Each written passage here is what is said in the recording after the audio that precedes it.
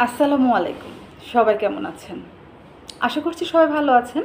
তো আলহামদুলিল্লাহ আমি ভালো আছি। তো আজকের যে টপিক সেটা হচ্ছে ফেসবুকের যাদের রিচ ডাউন এই বিষয়টা নিয়ে কথা বলবো। তো আমি আপনারা হয়তো দেখেছেন সকালে একটা রিলস দিয়েছিলাম। সেখানে হচ্ছে যাদের রিচ ডাউন অনেকেই কমেন্ট করেছেন আপনারা। তো সেজন্য হচ্ছে ভাবলাম যে না এই বিষয়ে একটা ফুল ভিডিও বানাই। তো ফুল ভিডিও বানানোর জন্যই আমি হচ্ছে করেছি যে এখানে দেখলাম বেশ কয়েকজন কমেন্ট করেছেন যে আপনাদের রিচ ডাউন। তো এখন আসলে আমাদেরকে আগে জানতে হবে যে আমাদের রিচটা কেন ডাউন হয়। তো আমার একবার ডাউন হয়েছিল, আমি তখন কপিরাইট আসছিল, সেই জন্য হচ্ছে আমার ডাউন হয়েছিল। তো সেই জন্যই আমি হচ্ছে আস্ক করেছিলাম যে আপনাদের কি কারো কপিরাইট আসছে কি না।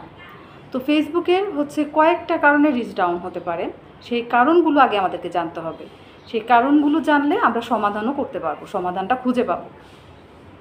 তো ঠিক আছে, তো সেই জন্য হচ্ছে প্রথম কারণ, আপনার রিচ ডাউন হওয়ার প্রথম কারণ হচ্ছে, এক নাম্বার কারণ হচ্ছে যদি কপিরাইট আসে। যেমন আমার কপিরাইট আসছিল, সেই জন্য আমার রিচ একদম সব কিছু ডাউন হয়ে গিয়েছিল। তো প্রথম এক নাম্বার কারণ হচ্ছে যাদের কপিরাইট আসছে তাদের রিচ ডাউন হয়ে যাবে।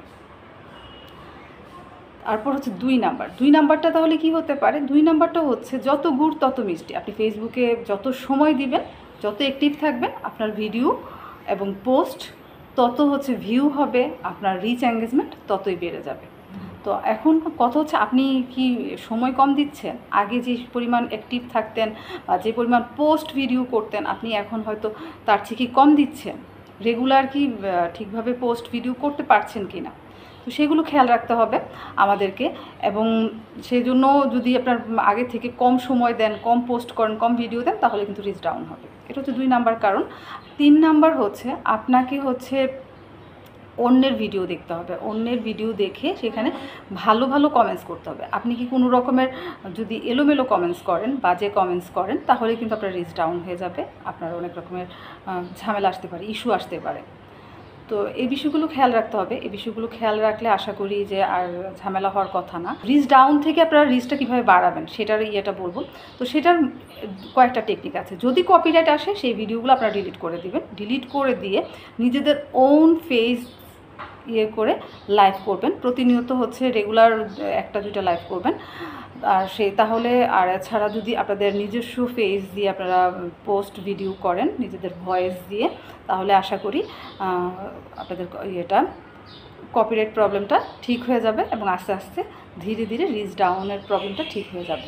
এটা হচ্ছে 1 নাম্বার। এছাড়া আরও যেগুলো হচ্ছে, আগে যদি আপনি পোস্ট ভিডিও বা পোস্ট করতেন হচ্ছে 3টা বা 2টা, এখন আপনার যেহেতু রিচ ডাউন, আপনাকে পোস্ট বা ভিডিও করতে হবে হচ্ছে তার চেয়ে একটু বেশি। আপনি এখন তাহলে 3টার জায়গায় 4টা করবেন, 2টার জায়গায় 3টা করবেন। একটু বেশি বেশি সময় দিতে হবে ফেসবুকে। যত বেশি সময় দিবেন, আস্তে আস্তে দেখবেন আপনার রিচ এঙ্গেজমেন্টগুলো বাড়ছে।